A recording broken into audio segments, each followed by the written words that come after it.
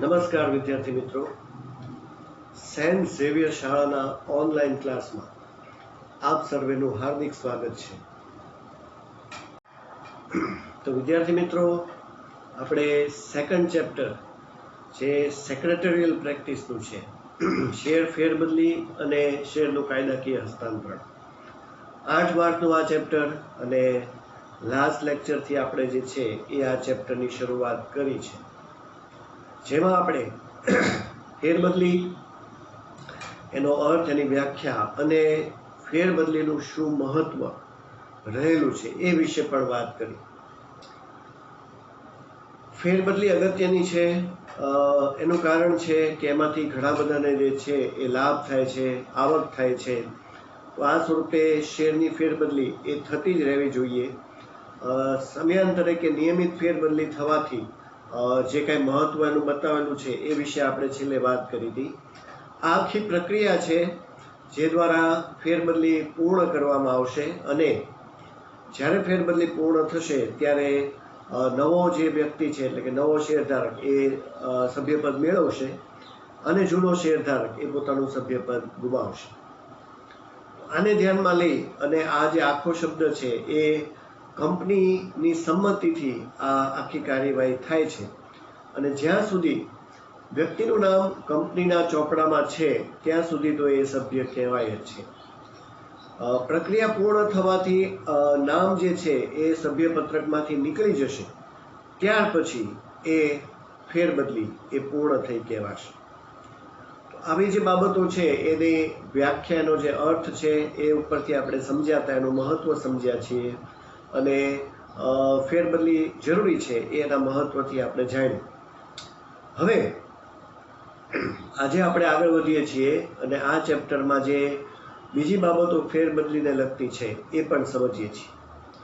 તો ચેપ્ટરનું નામ શેરની ફેરબદલી અને કાયદાકીય હસ્તાંતરણ છે. તો એમાં આપણે આ જે પહેલો ભાગ છે એ માત્ર શેર ફેરબદલી, જે આપણે સ્વૈચ્છિક ફેરબદલી તરીકે ગણીએ છીએ, કે જે શેરધારકની મરજીથી થાય છે, એટલે આનું નામ મરજિયાત પણ છે.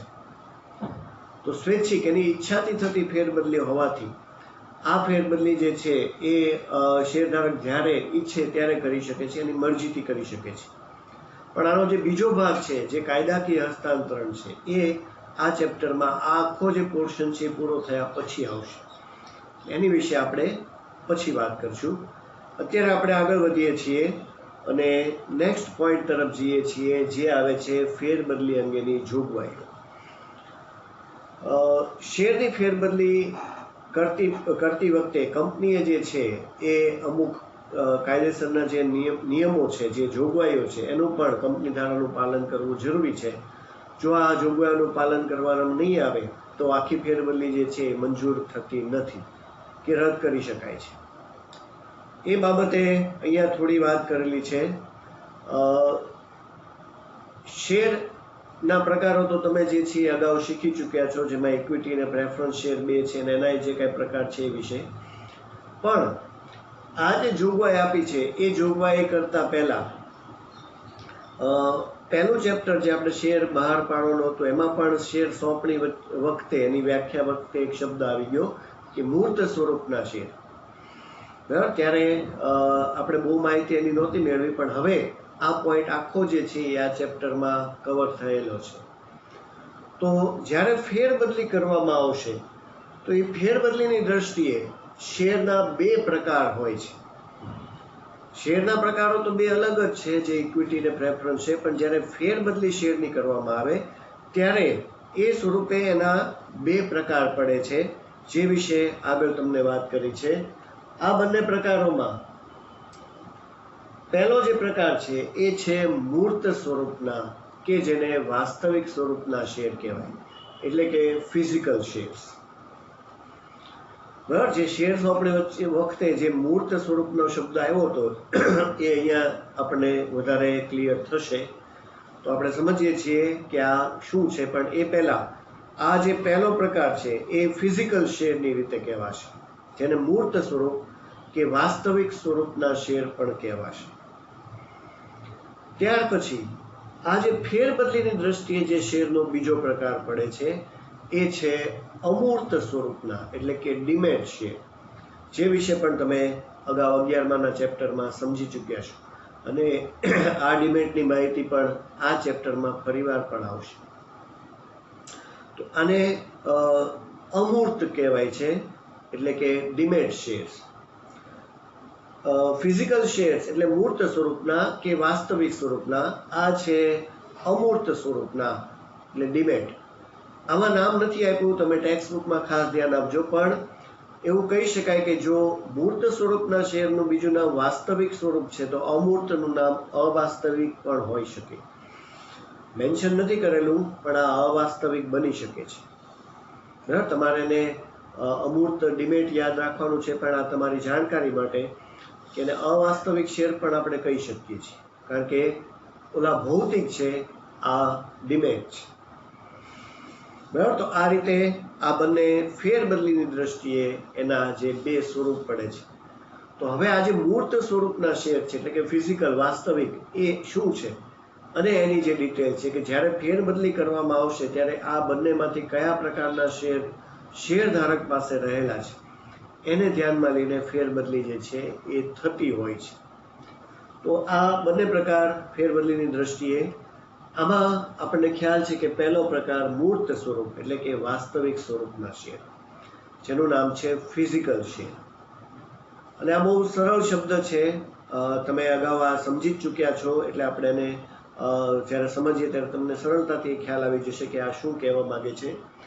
તો આ મૂર્ત સ્વરૂપના શેર એ તમે જે સોંપણી છે એમાં પણ સમજ્યા હતા કે પ્રમાણપત્ર પાછું આપવું એટલે શેર સોંપણી. તો એ જ વસ્તુ અહીંયા લાગુ પડે છે કે મૂર્ત સ્વરૂપ એટલે જેની પાસે, જે શેર હોલ્ડર પાસે શેર પ્રમાણપત્ર હજુ પણ છે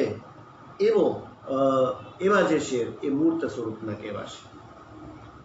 શેર પ્રમાણપત્ર, તો તમને ખ્યાલ હશે કે પહેલા જે છે એ પ્રમાણપત્ર આપવામાં આવતા. તમારે 11માં પણ એક ચેપ્ટરમાં આનો પોઈન્ટ આવ્યો છે, પ્રમાણપત્ર.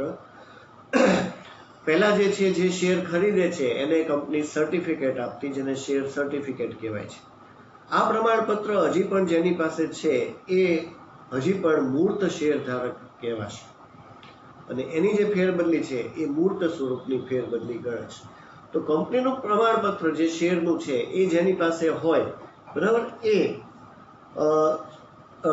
વ્યક્તિ એ મૂર્ત શેર ધારક કહેવાશે, કારણ કે એની પાસે પ્રમાણપત્ર છે. અને પ્રમાણપત્રમાં તમને ખ્યાલ છે કે કઈ વિગતો હોય છે, તમને સ્પષ્ટ કરેલું છે કે જે પ્રમાણપત્ર જેની પાસે હોય એ પ્રમાણપત્રમાં કઈ વિગતો હોય છે, તો કે જે શેર ધારક છે એ ધારણ કરનારનું નામ, એના શેરની સંખ્યા, એની પાસે કેટલા શેર રહેલા છે એની સંખ્યા પણ એમાં લખેલી હોય છે.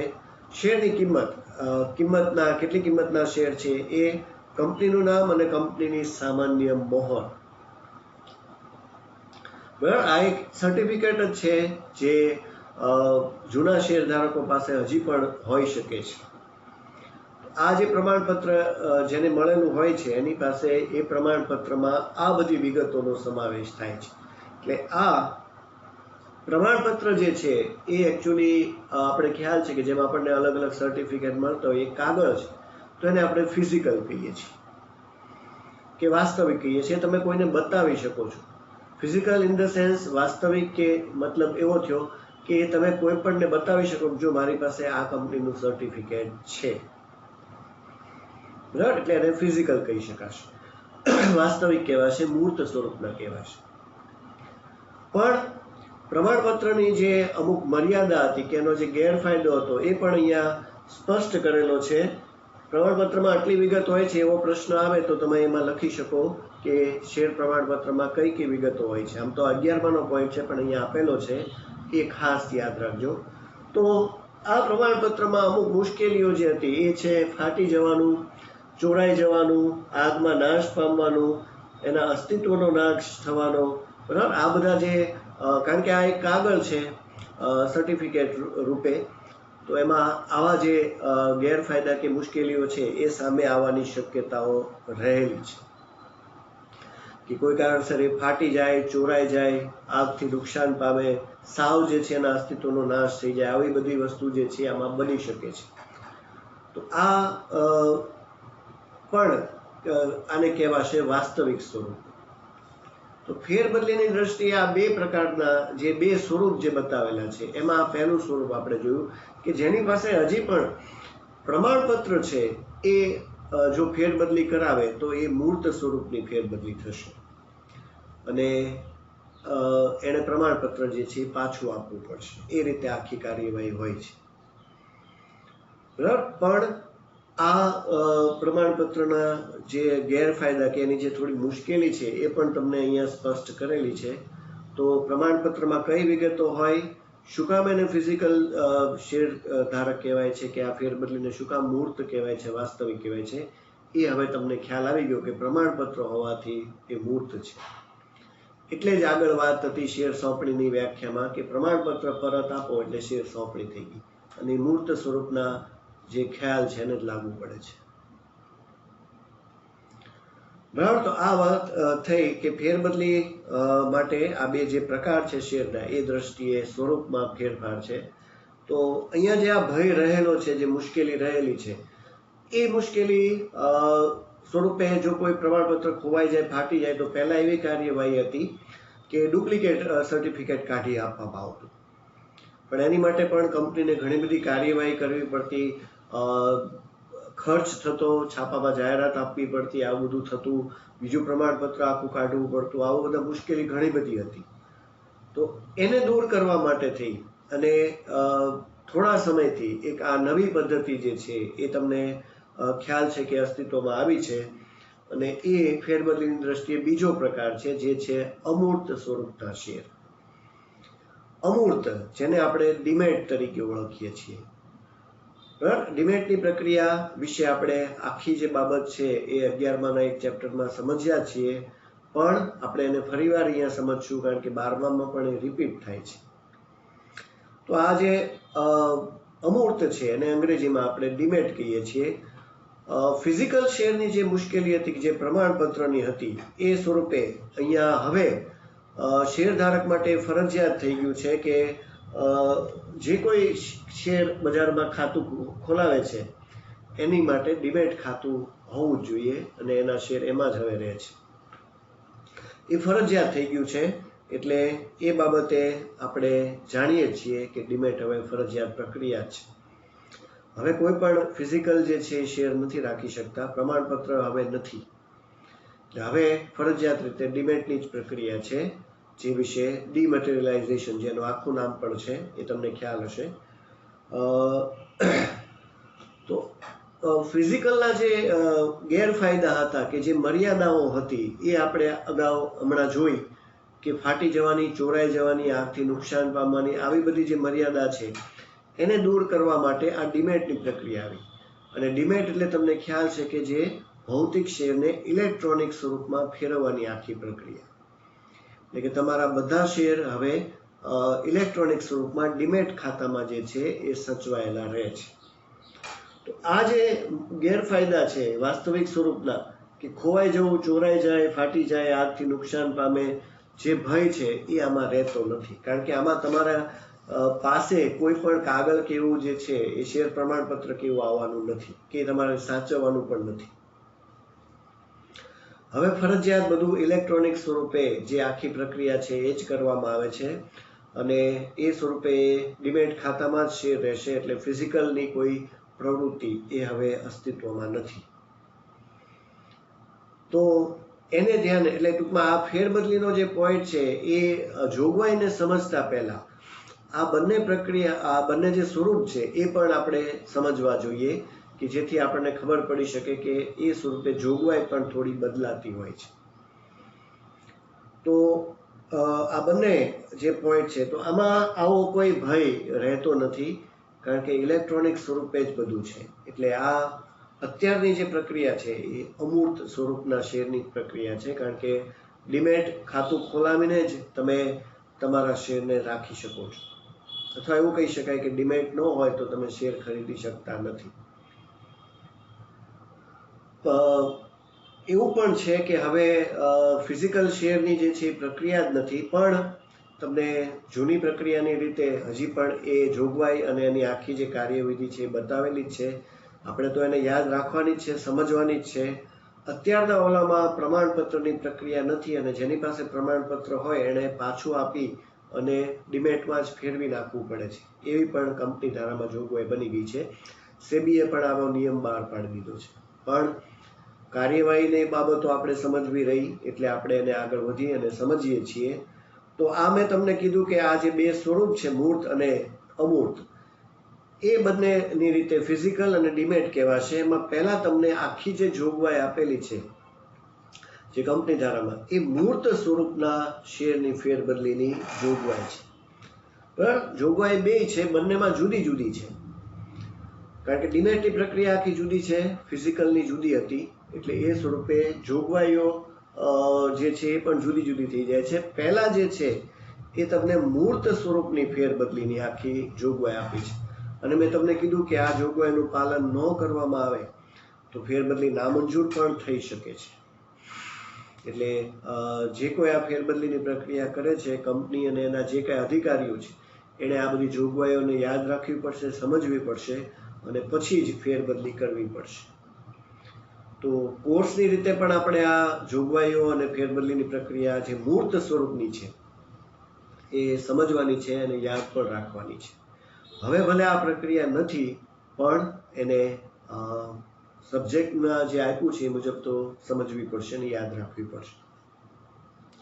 તો બંને જુદી છે એટલે પહેલા તમને મૂર્ત સ્વરૂપની જે જોગવાઈ છે એ બતાવેલી છે અને એમાં જે એક પછી એક જોગવાઈ આપેલી છે કે જેનું પાલન ન થાય તો આખી ફેરબદલી નામંજૂર થઈ શકે. એની જોગવાઈમાં પોઈન્ટ આપેલા છે. બરાબર, એક એક પોઈન્ટ આપણે સમજતા જઈએ છીએ કે જ્યારે મૂર્ત સ્વરૂપની ફેરબદલી કરવામાં આવે ત્યારે આ જોગવાઈઓના જે બાબતો છે એને યાદ રાખવી અને આખી કાર્યવાહી કરવી પડશે. તો એક પછી એક પોઈન્ટ સમજીએ છીએ. પહેલું છે શેર ફેરબદલી ફોર્મ. બરાબર, પહેલી જોગવાઈ, અને પછી એની કાર્યવાહી પણ આવશે, એ વિશે પણ આપણે આગળ વાત કરશું. પણ પહેલા આપણે આ બધી જે નિયમો છે, જોગવાઈઓ, એને સમજીએ છીએ. તો ફેરબદલી ફોર્મ એટલે એવું કહે છે કે ફેરબદલીમાં મેં તમને લાસ્ટ લેક્ચરમાં વાત કરી કે બે પક્ષકારો વગર થતી નથી, ખરીદનાર અને વેચનાર. બરાબર, અહીંયા આ આખું ફોર્મ ભરવાની પ્રક્રિયા છે જે મૂર્ત સ્વરૂપની રીતે આપણે વાત કરી રહ્યા છે. આમાં જે ફેરબદલી કરવા માંગે છે એણે નિયત કરેલ એક શેર ફેરબદલીનું જે ફોર્મ છે એ મેળવવું પડે છે અને એની અંદર ખરીદનાર અને વેચનાર જે બંને પક્ષકારો છે, બરાબર, જે એના નામ, સરનામા, સહી એ એમાં કરવી પડે છે, બધી વિગતો ભરવી પડે છે. પ્રક્રિયા જ્યારે આની આખી આવશે કાર્યવિધિ, ત્યારે એમાં થોડી વિગતવાર વધારે માહિતી આવશે. પણ જોગવાઈ એવું કહે છે કે ફોર્મ વગર મૂર્ત સ્વરૂપના શેરની ફેરબદલી થતી નથી. તો એ સ્વરૂપે આનું ફોર્મ મળે છે, એ મેળવવું પડશે અને ફોર્મમાં ખરીદનાર અને વેચનારની બંને સહી, નામ, સરનામા સાથે વિગતો ભરવી પડશે. આ ફોર્મ ક્યાં મળે છે તો કે એ રજિસ્ટર્ડ ઓફિસે, જે કંપનીની રજિસ્ટર્ડ ઓફિસ હોય છે ત્યાં પણ મળી રહેશે. શેર દલાલો પાસે પણ આ ફોર્મ અવેલેબલ હોય છે અને શેર બજારમાં પણ આ ફોર્મ મળે છે. તો જે વેચનાર છે એની માટે આ ખાસ લાગુ પડે છે, કારણ કે એને વેચવાના છે એટલે એણે આ ફોર્મ મેળવવાનું છે અને એમાં વિગતો ભરવાની છે. અને એ ફોર્મ એણે ક્યાંથી મેળવવું જોઈએ તો આ બધા એક શોર્ટ ક્વેશ્ચનની રીતે પણ તમારે યાદ રાખવાના છે કે ફેરબદલીનું ફોર્મ ક્યાંથી મળી શકે, ફેરબદલી ફોર્મમાં કઈ વિગતો. હજી પણ આ વિગતો થોડી ઓછી છે, પ્રક્રિયા આવશે જે આખી કાર્યવિધિ ત્યારે એ વધારે આવશે. બરાબર, તો ફોર્મ ભર્યા વગર મૂર્ત સ્વરૂપના શેરની ફેરબદલી થતી નથી. તો પહેલી જોગવાઈ એનું પાલન થવું જોઈએ, નહીંતર આગળ કીધું એમ કે આખી ફેરબદલી નામંજૂર પણ કરી શકાશે. ત્યાર પછી આગળ વધીએ છીએ. આ પોઈન્ટ પછી જે જોગવાઈ લાગુ પડે છે એ છે શેર પ્રમાણપત્ર. તો મૂર્ત સ્વરૂપ એટલે ફિઝિકલ અને પ્રમાણપત્રથી જ થાય છે, એ તો તમને ખ્યાલ આવી ગયો. પ્રમાણપત્ર માટે શું જોગવાઈ રહેલી છે કે જે ફેરબદલી કરે છે શેરની ફેરબદલી, એણે મેઇન જે ઉપર જે ફોર્મ કીધું, જે ફેરબદલીનું ફોર્મ, એની સાથે આ પ્રમાણપત્ર જોડવું પડે છે. જો પ્રમાણપત્ર ન હોય તો એને પહેલા જ્યારે એના શેર મંજૂર થાય ત્યારે એનો એક મંજૂરી પત્ર મળ્યો હોય છે. બરાબર, એ બેમાંથી જે કોઈ હોય એ સામેલ કરવું પડે છે. બરાબર, પ્રમાણપત્ર કે મંજૂરી પત્ર અને નથી, જો બે નથી. પહેલા મંજૂરી પત્ર આવે છે, હજી સુધી જો પ્રમાણપત્ર ન આવ્યું હોય અને તમે ફેરબદલી કરાવવા માંગતા હોય તો તમારે મંજૂરી પત્ર જોડવાનું હોય. જો પ્રમાણપત્ર આવી ગયું હોય તો પહેલા પ્રમાણપત્ર જ જોડાય, પછી મંજૂરી પત્રની જરૂર રહેતી નથી. બરાબર, પણ આ બેમાંથી એક એ ફેરબદલી ફોર્મની સાથે જે વેચનાર છે એને જોડવું પડશે, કારણ કે પ્રમાણપત્ર વેચનાર પાસે હોય છે. તો એ પણ એક જોગવાઈ છે. એટલે આ પ્રમાણપત્ર કે મંજૂરી પત્ર વગર જે છે એ ફેરબદલીની કાર્યવાહી અધૂરી કહેવાશે, મૂર્ત સ્વરૂપની. ત્યાર પછી પ્રમાણપત્ર પછી જે પોઈન્ટ આવે છે એ છે બાકી હપ્તા. હપ્તાની વિશે પણ આપણે અગાઉના શેર બહાર પાડવાના ચેપ્ટરમાં હવે વિગતવાર માહિતી મેળવી ચૂક્યા છીએ, એટલે તમને હપ્તાની સંપૂર્ણ માહિતી છે જ, તે ખબર જ છે કે એમાં શું હોય છે. તો અહીંયા પણ આ જે જોગવાઈ છે એવું કહે છે કે જ્યારે ફેરબદલી કોઈ શેરધારક કરવા માંગતો હોય ત્યારે ખાસ એ જોવાનું છે કે જે શેરની ફેરબદલી કરવા માંગે છે એની ઉપર કોઈ હપ્તા જે છે એની માગણી થયેલ હોય, એટલે કે કંપનીના કોઈ હપ્તા બાકી હોવા જોઈએ નહીં. બાકી હપ્તા હોય તો એ ફેરબદલી શક્ય નથી. બરાબર, હપ્તા ભરવાના બાકી હોવા જોઈએ નહીં, એ ખાસ છે. નહીંતર ફેરબદલી જે છે એ નથી. તમને આગળ કીધું હતું કે ફેરબદલી પત્રક ને સભ્યપત્રક બંધ રાખવામાં આવે છે હપ્તા માટે. એ સ્વરૂપે આ પણ એની જોગવાઈ છે. આવા શેરધારકની ફેરબદલી કંપની કરવા દેતી નથી, એટલે એ પણ એક જોગવાઈનું પાલન કરવાનું છે કે હપ્તા બાકી ન હોવા જોઈએ, કે હપ્તાની માગણી કંપનીએ કરેલી હોવી જોઈએ નહીં. બરાબર, એ છે આ જોગવાઈ જે બાકી હપ્તાની રીતે જોગવાઈ બતાવેલી છે. તો આવી બધી જોગવાઈઓ વિવિધ આપેલી છે જેનું પાલન કંપનીએ કરવું પડશે, અને એક પણ જોગવાઈનો ભંગ ન થાય એ રીતે આખી કાર્યવિધિમાંથી પસાર થવું પડશે. આ કંપનીને પણ ખબર હોવી જોઈએ, જે ફેરબદલી કરે છે એવા અધિકારીઓને પણ ખબર હોવી જોઈએ કે આ ફેરબદલી અંગે શું જોગવાઈ છે.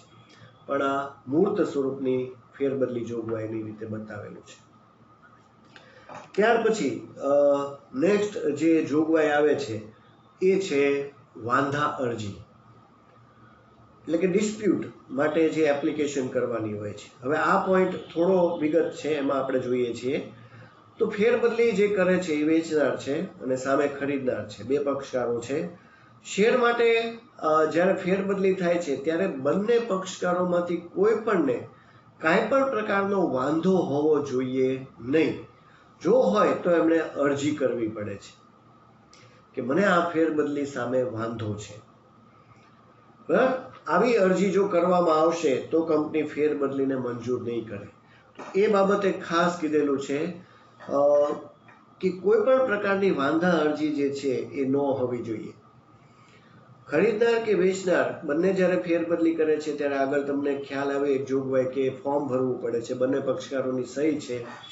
પણ ઘણીવાર આવી બનાવટી ફેરબદલીઓ પણ થતી હોય છે, એટલે વેચનાર કે ખરીદનારને ખબર જ ન હોય ને ખોટી રીતે પણ થતું હોય, એટલા માટે કંપની બંનેને જાણ કરે છે. એ આપણે આ જે કાર્યવાહી છે એના વિવિધ આગળના પોઈન્ટમાં સમજશું. પણ ખરીદનાર કે વેચનાર બંનેમાંથી કોઈ પણ વાંધો ઉઠાવી શકે છે કે મને આ ફેરબદલી મંજૂર નથી, ખરેખર જો એવું હોય તો એ માટે એણે બેમાંથી જે કોઈ પક્ષકાર છે એને અરજી કરવી પડે છે, અને જો આવી અરજી હશે તો ફેરબદલી મંજૂર થશે નહીં. એ બાબતે પણ એક જોગવાઈ છે, એને વાંધા અરજી કહેવાશે. બરાબર, જોગવાઈનું પાલન જરૂરી છે. ત્યાર પછી નેક્સ્ટ જે જોગવાઈ આવે છે એ છે સંતોષકારક પુરાવા. સંતોષકારક પુરાવા એ સ્વરૂપે જ્યારે બંને પક્ષકારોએ ભરેલું જે ફેરબદલીનું ફોર્મ છે, જે આખું ફોર્મ ભરાઈ જાય, બંનેની સહી પણ થઈ જાય છે, બધી વિગતો નામ સરનામા સાથે જેમ આગળ કીધી એમ બધી વિગતો ભરાઈ ગઈ છે, પછી કોઈ કારણસર આ ફોર્મ જે છે એ ખોવાઈ જાય છે. જે આખું ફોર્મ ફિલઅપ થયેલું હતું, બંને પક્ષકારોએ સહી પણ કરી દીધી, પણ કોઈ કારણસર આ ફોર્મ ખોવાઈ ગયું. બરાબર, તો એ માટે બંને પક્ષકારોએ ફરીવાર એક અરજી કરવી પડશે, અને આ ફોર્મ કઈ રીતે ખોવાણું એના ખુલાસા પણ આપવા પડશે. અને એ સંચાલક મંડળને જો સંતોષકારક લાગશે, એમને યોગ્ય લાગશે કે નહીં આ ખુલાસા આપ્યા છે બરાબર છે, તો એમને નવું ફોર્મ મળી શકે છે, નહીતર આ આખી ફેરબદલી પાછી નામંજૂર થઈ શકે છે. એટલે એ જરૂરી છે કે જે કાંઈ બંને પક્ષકારો કે આ ફોર્મ ખોવાઈ ગયું છે પણ એનું જે કારણ છે, એના ખુલાસા માગે છે કંપની, એ યોગ્ય રીતે આપવા જરૂરી છે. આમાં અરજી કરવી પડે છે. બરાબર, આ ફોર્મ એવું નથી કે તમે એક જગ્યાએ લઈ આવ્યા, નાલો એ ખોવાઈ ગયું, ચાલો બીજું આપી દીધું, એવી રીતે ન થાય. આ બધું કાયદેસર છે. એટલે આમનામ બીજું ફોર્મ નથી મળતું. આ ફોર્મ ખોવાઈ ગયું તો એની માટે દલીલ જે છે ખુલાસા આપવા પડે છે. સંચાલક મંડળને આ ખુલાસા યોગ્ય લાગશે, સંતોષકારક લાગશે, તો એ આ નવું ફોર્મ માટેની આગળની કાર્યવાહી કરશે. પણ એ માટે તમારા જે બાબતો છે એ સંતોષકારક હોવી જોઈએ, રજૂઆત યોગ્ય હોવી જોઈએ. એવી પણ અહીંયા એક ખાસ જોગવાઈ છે. બરાબર, એ રીતે પણ ફોર્મ ખોવાઈ જાય તો ધ્યાન રાખવાનું છે. તો આવી વિવિધ જોગવાઈઓ જે છે એનું પાલન કરી અને કંપનીએ ફેરબદલી કરવાની છે. હવે એક પોઈન્ટ આવે છે, એ છે લિયનનો હક. લિયન તો તમે પણ સમજી ચૂક્યા છો. શેર લિયનની આખી જે બાબતો છે એ પણ આપણે પહેલા ચેપ્ટર જે શેર બહાર પાડવાનું છે એમાં આવી ગયું છે. જ્યારે હપ્તા નથી ભરવામાં આવતા ત્યારે કંપની એક વિશેષ હક તરીકે લિયનનો ઉપયોગ કરી શકે છે અને શેરધારકના શેર વેચી અને લેણું વસૂલ કરી શકે છે. આ જે પોઈન્ટ છે આખો લિયનના હકનો ઉપયોગ, બરાબર, એ થોડો અપવાદરૂપ પણ છે, આપણે સમજીએ છીએ. તો મેં તમને ફરીવાર લિયનનો પોઈન્ટ યાદ દેવડાવ્યો કે હપ્તા ન ભરવાથી કંપની વિશેષ હક તરીકે એના શેર વેચીને લેણું વસૂલ કરે છે. એ શેર લિયનની વાત હતી. બરાબર, તો અહીંયા પણ એ જ પોઈન્ટ છે, પણ કેવી રીતે બતાવ્યો છે કે લિયનના હકનો ઉપયોગ કરીને કંપની શેર વેચીને લેણું તો વસૂલ કરી શકે એમ છે. બરાબર, પણ જે ફેરબદલી કરવા માંગે છે એટલે કે વેચનાર, એ દેવાદાર છે, એટલે એના હપ્તા બાકી છે કે જે કાંઈ એને પૈસા બાકી છે એ દેવાદાર છે. લિયનના હકનો કંપની ઉપયોગ કરીને લેણું વસૂલ કરી શકે એમ છે, છતાં પણ કંપની ઈચ્છે કે ધારે તો એ દેવાદાર હોવા છતાં પણ એની ફેરબદલી માન્ય રાખી શકે છે. આવું દરેક કંપની કરશે કે કરતી જ હોય છે એવું જરૂરી નથી, પણ એક જોગવાઈ આવી છે કે દેવાદાર છે તો એના ખરેખર તો એ શેર ફેરબદલી નથી કરી શકતો. આગળ હપ્તામાં પણ આપણે જોગવાઈમાં કીધું. બરાબર, પણ આ એક જોગવાઈ એવો અપવાદ ઉભો કરે છે કે અપવાદરૂપ છે આ જોગવાઈ, કે જે દેવાદારના પૈસા બાકી છે કે જે કાંઈ બાબત છે એ દેવાદાર છે, કંપની ધારે તો લેણું વસૂલ કરી શકે છે, પણ છતાં પણ એની ફેરબદલી માન્ય રાખે છે કે રાખી શકે છે. આવી જોગવાઈ છે. આગળ જે પૈસા બાકી છે કે જે દેવાદારને જે આપવાના છે એનું શું થશે એવો તમારા મનમાં પ્રશ્ન થતો હશે, પણ એ બાબતે અહીંયા સ્પષ્ટતા નથી કે પછી હવે જે નવો ખરીદનાર છે એ ચૂકવશે કે કંપની માફ કરી દેશે. આમ તો હપ્તા માટે એવું કીધું છે કે હપ્તા માફ નથી થતા, વ્યાજ માફ થાય છે. બરાબર, તો એ બાબતે આગળ આમાં સ્પષ્ટતા નથી કરેલી, એટલે જ મેં તમને કીધું કે આવો પોઈન્ટ જે છે એક અલગ અપવાદરૂપ પોઈન્ટ મૂકેલો છે.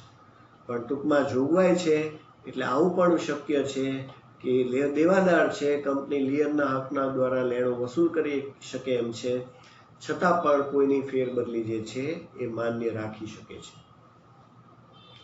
બરાબર, તો આવી બધી બાબતોથી આપણને ખ્યાલ આવે કે કેવી અલગ અલગ જોગવાઈઓ ફેરબદલી માટે પણ કંપની ધારામાં મુકાયેલી છે અને એ ધ્યાનમાં લઈને જ આખી ફેરબદલીની પ્રક્રિયા કરવાની હોય છે. વિદ્યાર્થી મિત્રો, આપણે આ જે જોગવાઈઓ છે એ ઘણી બધી છે, એ વિશે આપણે અત્યારે વાત કરી રહ્યા છીએ. પણ અત્યારે આપણે આ પોઈન્ટ સુધી, એટલે કે આ જે લિયનનો હક છે, બરાબર, ત્યાં સુધી એ આ લેક્ચરમાં અત્યારે રાખીએ છીએ. હજી પણ જોગવાઈઓ બાકી છે.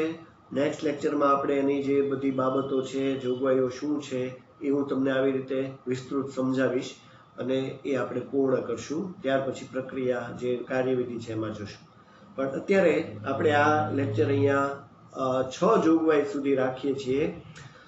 તમારે જે આ ચેપ્ટર આપણે લાસ્ટ લેક્ચરથી શરૂ કર્યું છે એમાં ફેરબદલીનો અર્થ તમને આપેલો છે, સામાન્ય અર્થ, એ આખો એની વ્યાખ્યા પણ એક મેન્શન કરેલી છે અને એની જે મહત્વ જે આખું છે એમાં ઓલા 7 પોઈન્ટની મહત્વનો પેરેગ્રાફ પણ છે, ત્યાંથી શરૂ કરીને જે બધા આખો મહત્વના પોઈન્ટ એ બધું સાથે આટલું જે છે એ તમારે એકવાર લખી અને હોમવર્કમાં સબમિટ કરાવવાનું છે.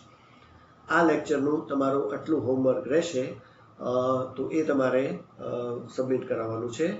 અહીંયા આપણે આ લેક્ચરને પૂર્ણ કરીએ છીએ. નેક્સ્ટ લેક્ચરમાં આની જે જોગવાઈઓ બાકી છે અને ચેપ્ટરના જે બાકીના ભાગ છે પછીના લેક્ચર્સમાં આપણે સમજશું. તો ત્યાં સુધી સર્વેને નમસ્કાર.